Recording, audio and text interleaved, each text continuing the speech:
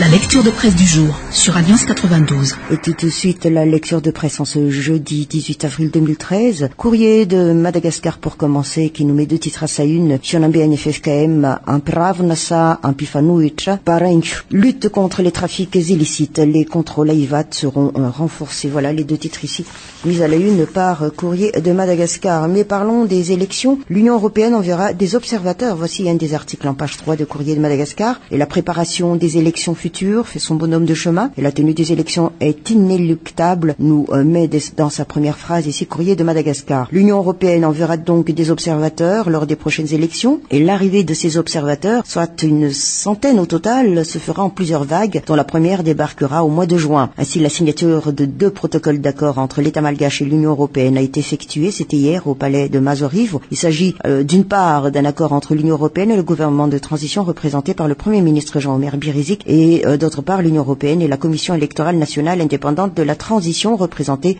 par son président Béatrice Atala pour permettre alors le déploiement d'observateurs électoraux de l'Union européenne. Et puis, toujours de cet article de Courrier de Madagascar, ces protocoles d'accord encadrent les travaux d'observation, définissant les droits et les obligations de l'équipe d'observateurs et des autorités malgaches. Ils précisent le code de conduite des observateurs européens durant leur mission. Mais cette décision démontre une nouvelle fois, nous dit ici Courrier de Madagascar, de l'engagement de l'Union européenne dans le soutien au processus électoral, soutien politique et financier à hauteur de 17 millions d'euros, ce qui fait de l'Union européenne le principal donateur. Et aujourd'hui, ce soutien est complété par un nouvel engagement fort qui confirme cet appui politique par un investissement financier supplémentaire important de plus de 5 millions d'euros. L'Express de Madagascar, réunion du FFKM, Ratirek contre Ratirek, parle ici donc de l'ancien président Didier Ratirek qui est rentré ce matin pour participer aux consultations du FFKM et son neveu Roland Ratirek, candidat à l'élection présidentielle, s'en méfie et se dit prêt à lui opposer une résistance si jamais il se prononce pour un report de l'élection. Et d'autres candidats déclarés lui emboîtent le pas.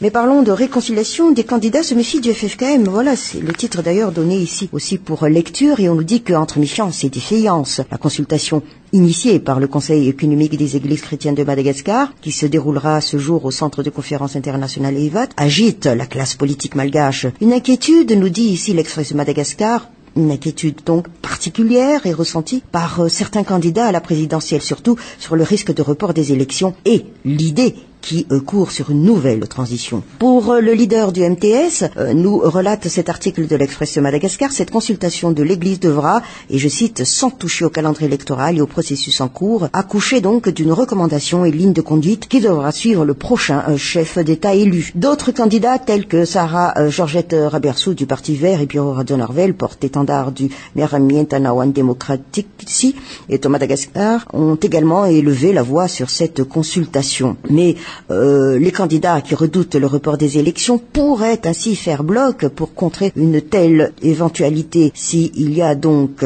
le FFKM a pourtant tenté de faire une mise au point sur les tenants et aboutissants de la consultation et qu'elle va diriger et de son rôle durant le processus de réconciliation. Nous jouerons un rôle de facilitateur et non de décideur, a d'ailleurs spécifié Odon Razanakul, archevêque d'Antananarive et président du FFKM, dans une vidéo distribuée aux stations de télévision, et des propos qui laissent entendre que toute éventuelle résolution dans le processus de réconciliation sera celle de tous les participants. Madagascar Matin, un pavé lancé avant son débarquement à IVAT, Deb ne rejette pas l'idée d'embarquer pour une autre aventure. C'est ici le titre mis à la une par Madagascar Matin. Mais voyons plutôt ici le soutien des candidats à la présidentielle, eh bien, titre donné, neutralité des forces de l'ordre. Les 6 responsables des forces de l'ordre, donc, à savoir le commandant de la gendarmerie nationale, le directeur général de la police nationale, le chef de l'état-major général de l'armée, contrôleur général de police et ministre de la sécurité intérieure, donc,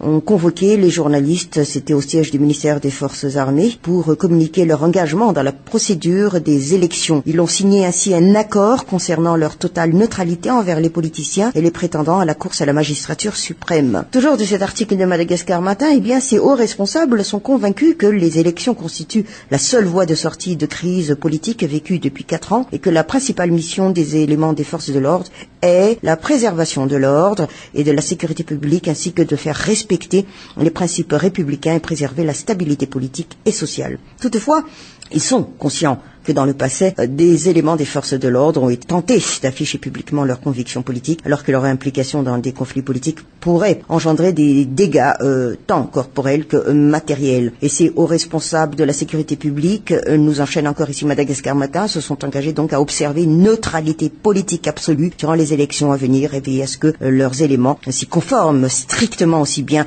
dans l'exécution de leur mission qu'en dehors des heures de service, et aussi à œuvrer au mieux de leurs possibilités à assurer l'ordre et la sécurité publique, permettant à tous les électeurs de voter en toute quiétude. Et c'est aussi d'ailleurs le titre ici donné par le journal Les Nouvelles, élection, la neutralité des forces de l'ordre à l'épreuve. Voilà le titre donné ici à la une donc du journal Les Nouvelles. Mais voyons plutôt du côté économie par rapport aux recettes publiques. On nous dit 4 000 milliards d'ariards évaporés durant la crise.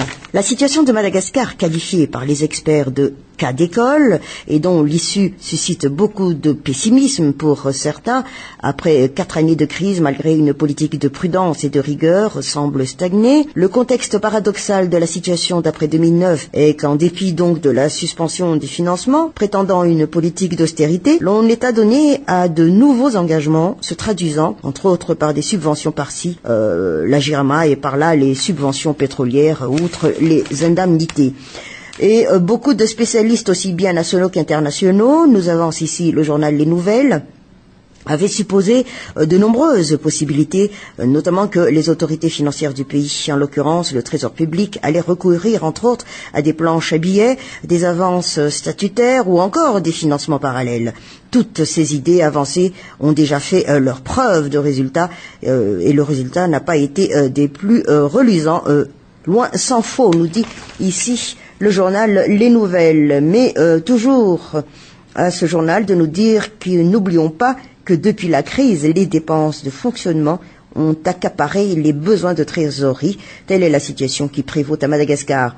Mais le Trésor public n'en finit pas de tirer la sonnette d'alarme sur les diverses pratiques qui entravent encore à la mise en place de la bonne gouvernance. Et d'ailleurs, je cite, la prise en main des services de Trésor par les Malgaches est la traduction pure de l'indépendance financière du pays, indépendance sans laquelle il n'y a pas d'indépendance proprement dite. C'est ce qui était dit donc dans le bulletin.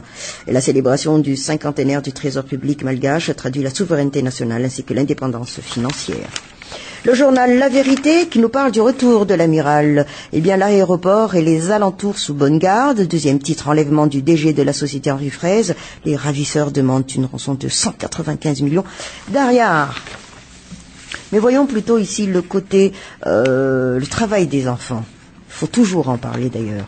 Les 3 régions les plus touchées, voilà le titre ici donné par le journal La Vérité. Une enquête nationale a été conduite concernant le travail des enfants et la statistique a montré que 3 régions donc ont des données les plus alarmantes, à savoir Urumbe, Betiuk et Vaknakart, car la statistique sur le travail des enfants reste la plus élevée. Et pour ces 3 régions, le taux des enfants soumis aux pires formes de travail est supérieur à 40%, alors qu'au niveau national, la pratique concerne 28% des enfants.